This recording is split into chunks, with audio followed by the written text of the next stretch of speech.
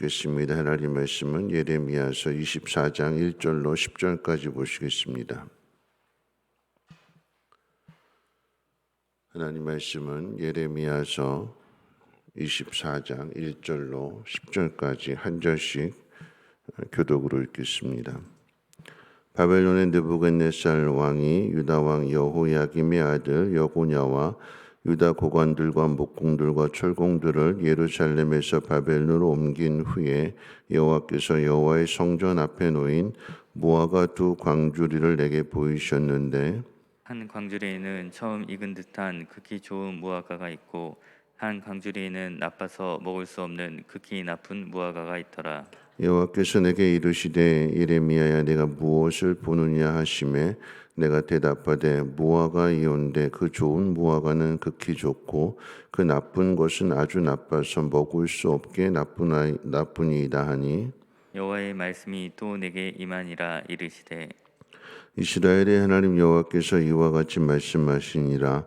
내가 이곳에서 옮겨 갈대아인의 땅에 이르게 한 유다 포로를 이 좋은 무화과 같이 잘 돌볼 것이라. 내가 그들을 돌아보아 좋게 하여 다시 이 땅으로 인도하여 세우고 헐지 아니하며 심고 뽑지 아니하겠고 내가 여호와인 줄 아는 마음을 그들에게 주어서 그들이 전심으로 내게 돌아오게 하리니 그들은 내 백성이 되겠고 나는 그들의 하나님이 되리라.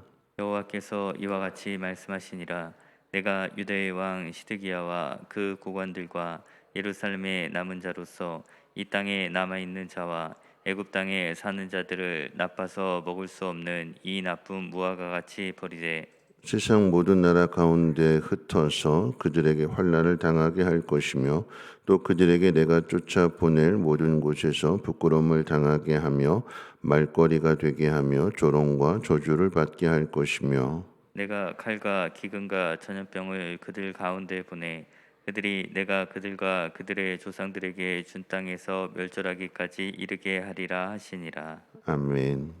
오늘 우리가 읽은 이 말씀 가운데에는 좋은 무화과와 나쁜 무화과에 대한 이야기가 기록되어져 있습니다. 비유를 통해서 말씀하시는 것인데 좋은 무화과는 여호야긴 왕과 또 유다의 고관들, 목공들, 철공돌이라고 밝히고 있고 나쁜 무화과는 시드기야 왕과 고관들과 예루살렘의 남은 자들 그리고 애굽 땅에 사는 자들로 이렇게 구분하셔서 말씀하셨습니다. 그런데 이 좋은 무화과와 나쁜 무화과에 대한 그 이야기를 살펴보면 하나님이 우리 생각들을 뒤집으시는 것 같습니다. 무슨 이야기인가 하면 지금 이제 대표적으로 시드기야와 또 이제 여고냐라고 불려지는 여호야긴 왕을 비교하게 되는데 먼저 여호야긴이 18살의 나이에 왕이 됐다고 그랬잖아요. 그런데 왕이 된 지 3개월 만에 느부갓네살이 쳐들어오게 되니까 항복을 하게 됩니다. 그러니까 싸워보지도 않고 항복하게 되는 것이고 항복함으로 인하여서 이 여호야긴과 또 유다 고관들과 철공들, 목공들 필요한 사람들이 한 10,000명 정도가 바벨론의 포로로 잡혀가게 됩니다. 그리고 나서 이제 시드기야가 삼촌이기도 한데 시드기야가 왕이 되잖아요. 근데 시드기야는 11년 동안 이 유다를 다스리다가 뒤에 가서 다시 바벨론의 침공을 받게 되는 것이고 끝까지 싸우다가 마침내는 죽게 됩니다. 우리가 생각하게 될 때에 18살의 나이가 돼서 3개월 만에 잡혀가게 되고 포로로 잡혀가게 되고 어린 나이에 잡혀가게 되고 37년 가까이 바벨론에서 갇혀서 지내게 되는 거죠. 그리고 뒤에 시드기야가 왕이 되었다면 시드기야가 더 좋은 사람이겠구나. 11년 동안이나 나를 다스렸으니까 우리가 생각해도 인간적인 조건을 따진다고 하면 시드기야가 더 좋겠다라고 생각할 수 있습니다. 그런데 하나님 우리의 생각을 뒤집으시고 뭐라고 이야기하시는가 하면 시드기야가 극히 나쁜 무화과이고 여호야긴은 좋은 무화과다 말씀하시는데 여호야긴은 지난번에 말씀드렸던 것처럼 37년 만에 풀려지게 되는 것이고 극진한 대우를 받으면서 일곱 아들을 두게 되는 것이요. 그 일곱 아들을 통해서 요셉도 태어나게 되고 예수님도 태어나게 된다라고 하는 말씀을 드렸어요. 반면에 시드기야는 11년 동안 유다에서 나라를 다스렸지만 하나님께서 예레미야서 21장 가운데 바벨론에 항복해라, 끝까지 싸우는 자는 화를 당할 것이다, 예레미야 선지자를 통해서 분명히 말씀을 주셨음에도 불구하고 끝까지 싸우다가 비참한 죽음을 당하게 되는데, 먼저 자신의 아들이 전쟁에서 죽는 모습을 아버지로서 보게 되고, 그리고 그 전쟁을 통해서 잡혀가게 되는데 두 눈을 뽑힌 채로 잡혀가게 됩니다. 그리고 그곳에 잡혀가서 고문을 당하다가 마침내는 죽게 되는 참 비참한 죽음을 당하게 돼요. 우리의 생각으로는 끝까지 남아서 항전하는 것, 그 땅을 지키는 것이 더 믿음이 좋은 것으로 생각을 했는데, 그런데 하나님께서는 항복하라 분명하게 말씀하셨는데 그 뜻을 거역하고 끝까지 싸우다가 비참하게 죽임을 당하게 됩니다. 우리의 생각과 다른 거예요. 오늘 말씀 가운데에도 하나님께서 우리의 생각을 뒤집으실 때에 좋은 것을 기대할 수 없는 상황 속에서 하나님은 좋은 것이 되게 하십니다. 여러분 기억해야 되는 것은, 그렇다고 해서 좋은 무화과로 표현되는 여호야긴은 좋은 왕이냐? 아니요, 악을 행했다고 그랬어요. 18살 나이인데도 불구하고 어려서부터 여호와 보시기에 악을 행했기 때문에 그래서 지금 잡혀간 거잖아요. 유다의 고관들도 마찬가지입니다. 마지막 시대이기 때문에 악을 행했는데 어떤 악을 행했는가? 공평과 정의로 다스리지 않고 압제하고 가난한 사람들 거 빼앗고 착취하고 사치하고 그랬기 때문에 잡혀가는 거잖아요. 하나님의 심판입니다.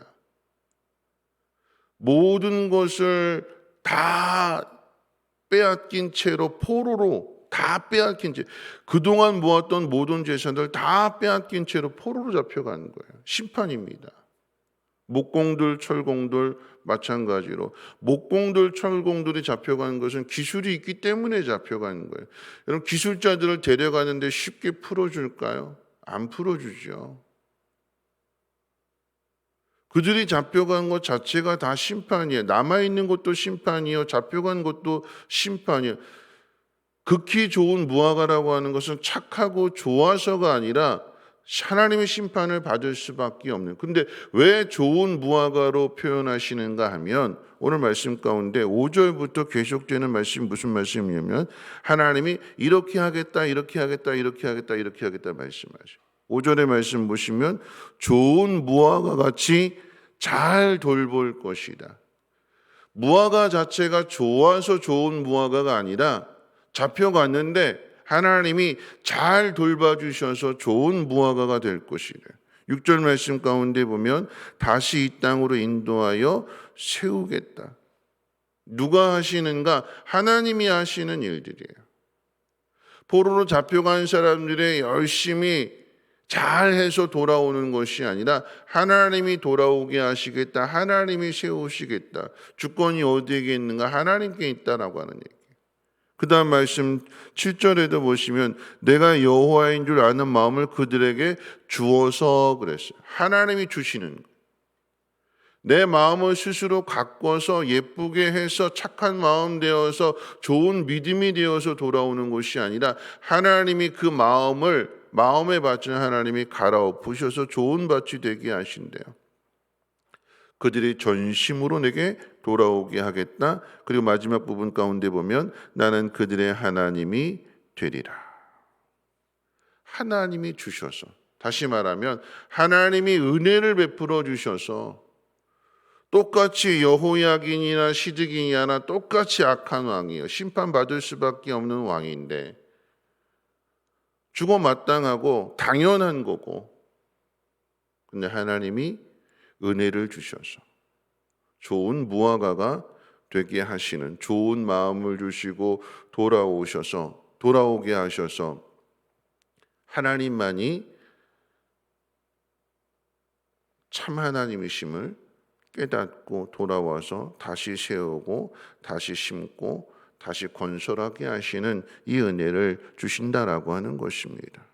여러분, 인간이 스스로 깨달아서 스스로 새롭게 해서 하는 것이 아니라 하나님이 은혜를 주심으로 우리가 새롭게 되는 것이요. 이와 같은 사실을 아브라함을 통해서 알 수 있지 않습니까?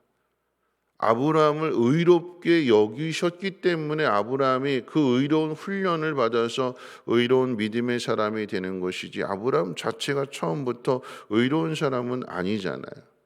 비겁하고 거짓말하고, 그런 아브라함을 하나님 만들어 가시는 거죠. 노아는 다를까요? 술 취하고 해야 할 일을 놓치게 되고, 인간은 다 악해요. 다 똑같습니다. 그런데 그런 악한 인간을 하나님이 은혜를 베풀어 주셔서 구원하시고 하나님의 자녀 삼아 주시고 하나님으로, 하나님의 사람으로 다듬어 가시는 거 아니겠습니까?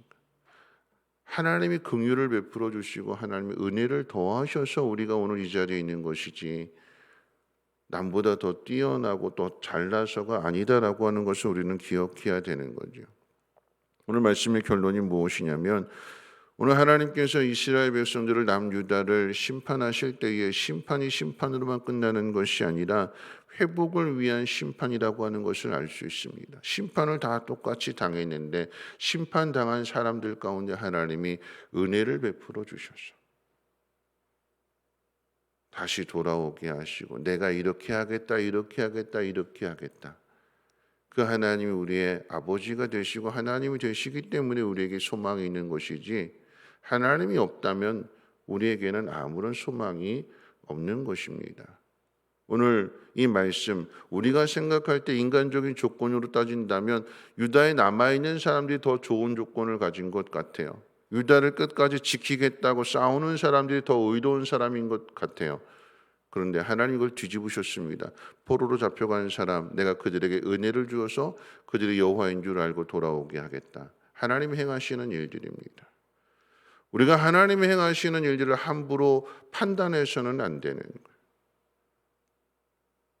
대전에 가면 큰 교회, 한 교회가 있는데 대전 한밭집 교회라고. 그런데 이 교회가 이제 부흥이 되어서 교회를 이제 건축을 새롭게 해야 되는데, 근데 이제 땅을 사는 곳에 가서 봤더니 어느 날 갑자기 그 앞에 있는 작은 개척교회 목사님이 오셔서, 이렇게 큰 교회가 여기 들어오면 이런 작은 개척교회는 어떻게 되느냐고. 목사님이 이렇게 하소연을 하시지래. 다른 곳으로 가면 안 되겠느냐고. 땅 사놨는데 어떻게 할까요? 이 목사님이 그 말씀을 들으시고는 알겠습니다 하고는 그 땅을 팔고 다른 곳으로, 대전에 있는 롯데마트에 있는 그곳으로 부지를 새롭게 사셔서 가셨대요. 아무도 없는 그곳에.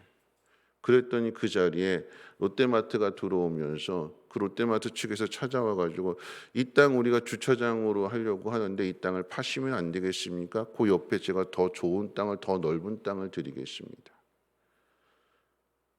그래서 그곳에 큰 부지에다가 교회를 건축하게 됐대요. 수영록교회 제가 가는데 수영록교회도 그 말씀하셨어요. 땅을 사가지고 이제 수영록교회 처음 개척한 곳에서 이제 옆에다가 이제 땅을 사가지고 이제 교회를 건축하려고, 크게 건축하려고 했는데 주민들이, 아파트 주민들이 반대하더래요. 여기 오게 되면은 사람들 많게 되면은 교통 혼란하게 되고 시끄럽게 되고, 그러니까 막 결사 반대를 하더래요. 그러니까 어떻게 할 수가 없어서 새로운 곳에다가, 지금 수영록교회를 건축한 그곳에다가 땅을 사가지고, 아무도 없는, 먼저 가서 그 땅을 사고, 거기는 반대 안 하니까 그렇게 교회를, 교육권까지 크게 해서 지었는데 거기가 신도시가 되는 거예요. 지금 뭐 해운대 그 뭐 50억 아파트, 뭐 100억 아파트, 이런 아파트들이 쫙 들어서게 돼요. 반대해서 어쩔 수 없어서 간대. 그런데 그곳이 하나님의 더 놀라운 섭리가 있는 거죠. 우리의 조건으로 본다면 이거 불행한 일인데, 이거 힘든 일인데 라고 생각했던 그곳이 하나님의 은혜가 부어지게 되니까 더 놀라운 일들을 이뤄가는 거 아니겠습니까? 여러분의 가정의 일들도 그렇고, 또 우리가 행하는 모든 일들, 사람의 눈으로 보기에 좋은 조건들은 사람의 생각인 거지요. 나쁜 조건들, 나쁜 조건이 어떻게 할 수 있을까? 그런데 하나님 거기에 은혜를 베풀어 주시면, 우리 자녀들이든 전도의 문제든도 이 모든 것도 마찬가지인 거죠. 변할까? 여러분 변하겠습니까? 사람은 안 변하는데 하나님이 하시면 되는 거예요. 하나님이 은혜를 주시면, 오늘 이 이야기 좋은 무화과 나쁜 무화과 다 똑같이 나쁜 무화과가 있는데 하나님은 돌봐주시겠다. 하나님이 은혜를 베풀어 주시겠다. 좋은 마음을 주시겠다. 하나님이 주시고 하니까 좋은 무화과가 되어서 그곳에서 대접을 받게 되는 것이고, 그렇게 해서 하나님의 약속을 이어가더라라고 하는 것입니다. 모든 것은 하나님 앞에 있습니다. 하나님의 은혜 가운데 우리가 살아가고 있음을 기대하시고 소망하시며, 힘들고 어려운 문제들 앞에서 하나님의 은혜 베풀어 주시기를 기도할 수 있는 이 아침 되시기를 주님의 이름으로 부탁을 드립니다. 우리 찬송가 301장 찬송 들으신 후에 함께 통성으로 기도하겠습니다. 찬송가 301장, 통일찬송가로는 460장입니다. 지금까지 지내온 것 주의 크신 은혜라, 한이 없는 주의 사랑 어찌루 말하랴. 자나깨나 주의 손이 항상 살펴주시고, 모든 일을 주 안에서 형통하게 하시네. 몸도 맘도 연약하나 새 힘 받아 살았네. 물 붓듯이 부으시는 주의 은혜 족하다. 사랑 없는 거리에 나 험한 산길 내밀 때 주의 손을 굳게 잡고 찬송하며 가리라. 주님 다시 배올 날이 날로 다가와, 무거운 짐 주께 맡겨 벗을 날도 멀잖네. 나를 위해 예비하신 고향 집에 돌아가, 아버지의 품 안에서 영원토록 살리라. 오늘 말씀 생각하면서 기도하실 때 우리는 다 똑같이 나쁜 무화과입니다. 그런데 하나님이 은혜를 베풀어 주셔서 좋은 무화과가 되는 거죠.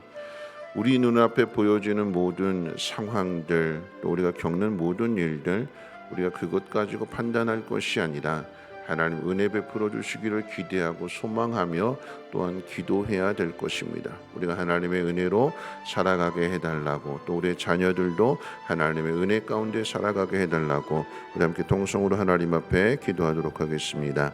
좋으신 하나님 감사합니다. 오늘 이 새벽에도 하나님의 귀한 손으로 발걸음 인도하여 주시고 주님의 말씀을 듣게 하심을 감사합니다.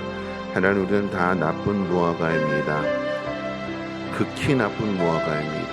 그런데 하나님께서 좋은 무화과, 극히 좋은 무화과가 되게 하신다고 약속해 주셨습니다. 하나님 돌봐주시겠다고 하셨고, 하나님을 아는 마음을 주신다고 하게 하셨고, 다시 돌아와서 심고 건설하게 하신다고 하셨습니다. 이 모든 일들을 하나님 이루시는 일들입니다. 하나님, 우리를 의롭다 인정하여 주시고 하나님 우리를 다듬어 주시고 하나님 우리를 만들어가 주셔서 하나님의 사람으로 부끄러움 없게 하여 주시고 하나님의 뜻을 이루어갈 수 있도록 은혜 위에 은혜를 더하여 주시옵소서. 하나님 세상적인 환경으로 보면 절망입니다. 하나님 세상적인 환경으로 본다면 하나님 할 수 있는 것이 아무것도 없습니다. 그런데 하나님께서 하나님의 은혜 가운데 하나님 대접받게 하여 주시고 또 그 가운데에서도 하나님 그 후손을 이어갈 수 있도록 하나님이 생명도 주시고 하나님 모든 것들을 이끌어 가십니다. 하나님 오늘 우리에게도 이와 복이라는 은혜 베풀어 주셔서 우리의 믿음을 새롭게 하여 주시고 하나님 마음의 합한 삶을 살아갈 수 있도록 하나님 은혜를 베풀어 주시며 하나님의 선하신 뜻을 이루게 조금도 부족함 없도록 우리의 심령을 새롭게 하여 주시고 필요한 모든 것들을 공급해 주시며 이 모든 것이 하나님의 은혜임을 하나님 앞에 찬양하며 많은 사람들에게 증거할 수 있는 축복의 통로들이 되게 하옵소서.